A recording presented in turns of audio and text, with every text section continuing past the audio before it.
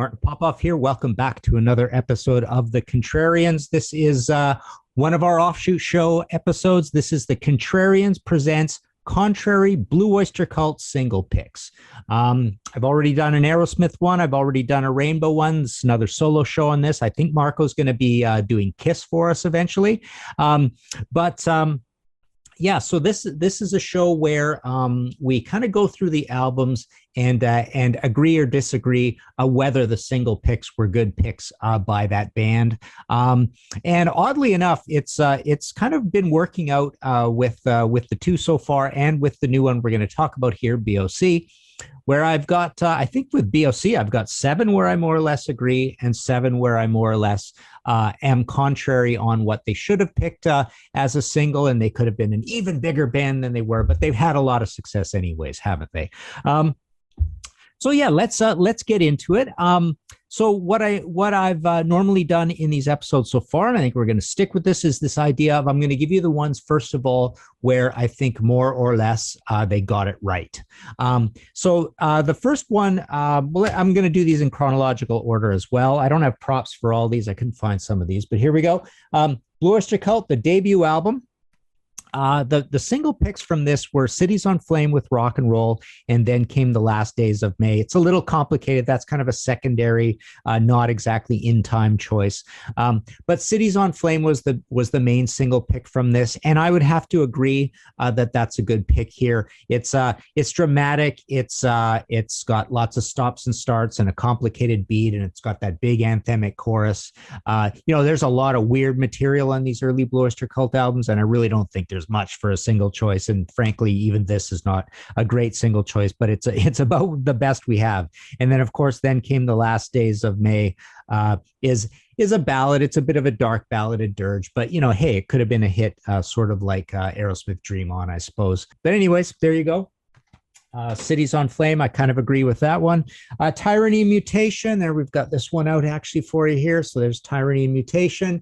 From here again, the picks were, and again, these aren't like massively pushed radio singles. No one's got a lot of hope for them, but The Red and the Black and Hot Rails to Hell, which both became, pretty big songs for the band in terms of a live environment, or the deep fans like them. And those would be my picks here as well. Again, we don't have much to pick from. There's a lot of loopy content on these early albums. So I, again, would pick Red and the Black and Hot Rails to Hell. Next is Agents of Fortune. I didn't bring out my frame thing, but we got a little CD of it here anyways. So there's your Agents of Fortune.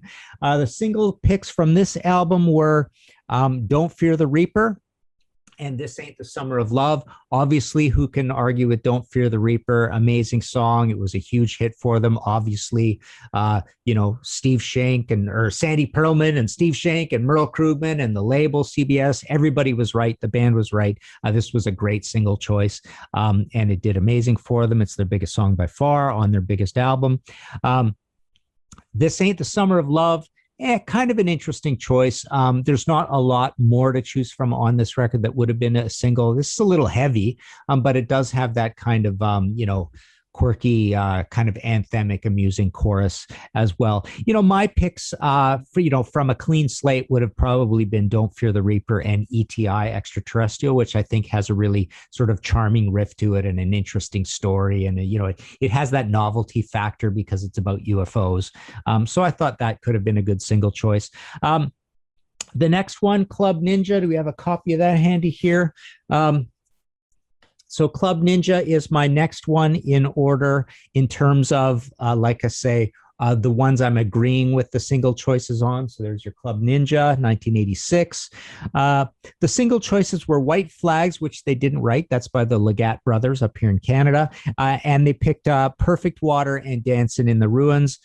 I totally would have picked Perfect Water and Dancing in the Ruins, and I'm not completely ambivalent towards White Flags either. It's a pretty cool song, kind of a weird single choice. Maybe I would drop that out, but I am more or less agreeing because Perfect Water is an amazing song and Dancing in the Ruins is an amazing song. I believe they're both sung by Buck, right? So Buck is the hit guy in terms of the voice. He's the guy who brings the vocal on the hits kind of thing. But yeah, really well written, poppy, cool songs on an album with a lot of kind of weird material. It's not one of the favorites by people. Heaven Forbid. I can't find my copy of Heaven Forbid, but they picked the single choices were Live For. Now we're up into 1998, where single choices are going to mean less and less, anyways. But you know, this is where you kind of get CD singles of it. You could tell they're sort of pushing it at radio or whatever. There was Live For Me, See You in Black, and Harvest Moon. I am absolutely full 100% agreement on those. Live For Me is a beautiful, beautiful Buck song, very graceful sort of pop semi ballad, but up tempo. Harvest Moon is that cool, creepy song, but really well written. It's kind of everybody's favorite song in terms of a creative song on the album. And See You in Black is heavy, sung by Eric, but it's also really catchy. It's got really neat rhythms and stops and starts, and it's kind of a cool story. This album's really well recorded as well. So not a terrible choice for a single, even though it's heavy. Actually, yeah, I do have these a little bit out of order. Fire of Unknown Origin, I'm agreeing with as well in the single picks. Do we got a fire here handy? I just got a CD of it here, little CD. So Fire of Unknown Origin, actually the only single pick, oddly, was Burning For You. An amazing pick. That would have been my pick for single as well. It's a great song. It made this album gold. I believe this is an album that a lot of people agree is probably at platinum, but they haven't gone back and gotten the certification. I think it's probably platinum by now. But that was the only single pick. But I would have picked Burning For You and Joan Crawford. And Joan Crawford got played a lot on the radio. It almost became a secondary single anyways, because it's an interesting, strange story. It's kind of a novelty song. It's got sound effects in it. It's just really catchy and poppy with that, the Alan Lanier keyboard thing in it. I think it's a smash single, and it should have been picked. So I'm in a little disagreement there. They should have gone deeper into the album. Revolution by Night. Let's see. We got a copy of that handy.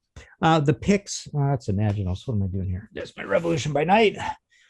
And you got Revolution by Night. 1983, I believe. Yes, 83.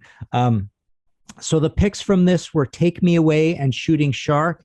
And I basically agree on that. I remember when Take Me Away came out as an advanced single, we were all really excited about it, but it did turn out to be the heaviest song on it. So, you hate when that happens, where you kind of get fooled, right?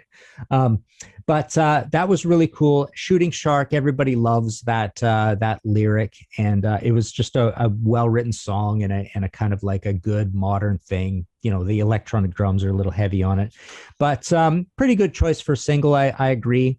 I also thought Shadow of California and Feel the Thunder could have been singles as well. With the whole biker image, and Feel the Thunder is kind of short, and Eric sings it really well, and it's kind of a neat story, and it's got that whole remember this album was going to be called Dead Man's Curb, right, at one point. Yeah, I think they're both pretty cool, bikerish, road songs, and not super long. And Shadow of California has a lot of neat parts in it, and they're both kind of a little novelty. But I thought those could have been good single picks as well. So I'm kind of more or less agreeing with all of those. Now we move into my picks in terms of my contrary picks. This is where we are being contrarian and certainly going against the flow of what the label had picked for singles. To start early on here, let's try to keep this more chronological. Do I have it fully chronological? I think I do. Yeah. Secret Treaties. So Secret Treaties, let's see. The picks from this were Career of Evil and Flaming Telepaths. I would have picked not either of those. I would have gone ME 262, which is just a great, charming boogie rocker. It's proven to be a fan favorite. I think that could have been a great single. And Astronomy on here, should have been a big single. I think that's, everybody agrees that's a Blue Öyster Cult epic. It's their Stairway to Heaven. So clearly, this is one where I think they blew it on the picks. Career of Evil and Flaming Telepaths. Yeah, pretty interesting, right? Okay, so Specters, possibly my favorite BOC album, or close. I know we did Mirrors as a Contrarians episode. I do love Mirrors a lot. Actually, Mirrors probably is my favorite because the production puts it over the top. And it's a similar album to this one, I think. But so there's your Specters. From Specters, They had picked Going Through the Motions, Godzilla, and I Love the Night. Now, when I say they picked, I mean there's a lot of I'm kind of looking at a little bit of a consensus of some of these were singles only in America, some were everywhere, some were just slightly singles, some were suggested singles, some were singles only in Europe but not in America. That kind of thing happens as well. But anyways, I'm giving you the songs that were pushed to some extent. I think these are more or less pretty bad choices from this album, except for Godzilla. I think Godzilla definitely, I can understand why that would be a great single. But I think Are You Ready to Rock should have been picked as a single choice from here. It's got that catchy title to it. It's a little heavy, but the chorus is pretty happy and warm and fuzzy. And it's got the big tagline, Are You Ready to Rock, in that as well. So I think that would have been a good single choice there.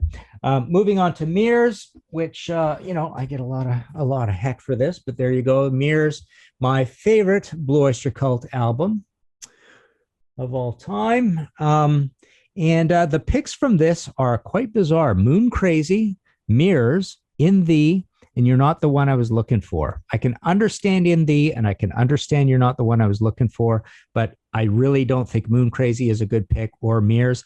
I think Dr. Music would have been a great pick for a single from this. Kind of heavy, but kind of, boogie woogie as well, not super heavy. And I remember this was played on the radio a lot in Spokane off of Creme FM. So it kind of got willed into being as the hit off of it. I do agree with Mirrors. Yeah, I do agree with Mirrors as a single pick. That's great. It's got that good poppy, pomp rock, Buck feel to it. I thought Lonely Teardrops is a pretty good song and pretty utilitarian in terms of being a radio thing. And as a sort of a real contrary pick, I think The Vigil is the greatest Blue Öyster Cult song of all time. And I think that alone could have made that song a big hit. But it's also their Carry On Wayward Son. It's their Bohemian Rhapsody. It's their Action by Sweet. It's this thing with a lot of cool little parts in it, and it's all kind of hooky. And you could see it being air drummed or whatever. It just seems to be the kind of song that's got enough ear candy all over it that it could have been a big hit, even though, it's a prog track, right? All right, moving on. Imaginos, do we have one of those? Yes, we do. They picked Astronomy off of here. I guess you can't really argue with that, but seeing that I picked Astronomy earlier, so in my alternate universe, that's already been picked. I'm going to go with Del Rio's song off of here. I think Del Rio's song is a good hooky radio kind of tune. It's repetitive enough that it could be an earworm, and nothing else on here really is going to qualify. But I think that's a good one. Curse of the Hidden Mirror. Got a copy of that handy here. They picked Pocket off of this as a single. Not a bad song. I would have gone with Stone of Love, lyric by Richard Meltzer. I think it's got a lot of like good, catchy wordplay to it that it could have become a little bit of a single for them. And speaking of wordplay, moving up to their last album, The Symbol Remains, they had picked That Was Me, which is the heavy Buck one, as an advanced single, and Box in My Head, that was also an advanced single. And Box in My Head has that same sort of wordplay as Stone of Love. And that's why I think when those two songs came out, I really liked Box in My Head, a lot, more than I liked That Was Me, which was just sort of a standard heavy one, a little bit mean and gnarly. But Box in My Head just sounds like a hit single. It's catchy. And I'm going to go very contrarian here on a couple of other picks. So my picks would have been Box in My Head, Florida Man. Great song sung by Buck. And it's just got that little bit of novelty to it. Florida Man, kind of a cool title. But yeah, I think that's a really catchy, cool, finessed poppy Buck song. And Train True, Lenny's song. A lot of fans really are annoyed by that song, and I kind of was. I had a visceral distaste of it as well, with the harmonica and the sped up, almost like amphetamine bluegrass part to it. So it's got this boogie woogie roots rock thing to it, old time rock and roll. But I've grown to really like that song a lot and realize, like, a hit sometimes it is forced upon you. It can be an involuntary thing. And when I think about this album, that song pops into my head all the time. So I've grown to think that would be a good one. So my picks would have been Florida Man, Box in My Head, and Train True. So there you go. There's our Contrarians presents. Let me get this right. Where's my piece of paper? Anyways, can't find it. Contrarians presents alternate Blue Öyster Cult single picks. There you go. Hope you like this episode. Let me know in the comments below. Myself and Marco are we're great fans of reading the comments and responding a fair bit as well. Like to see what you think. We've also got Patreon as well. So thank you, all you Patreon subscribers. I actually earlier today even did a little Patreon exclusive content as well. So we've got an active thing going on there. So if you can support us on Patreon, that would be great. That's it for now. Go play some Blue Öyster Cult.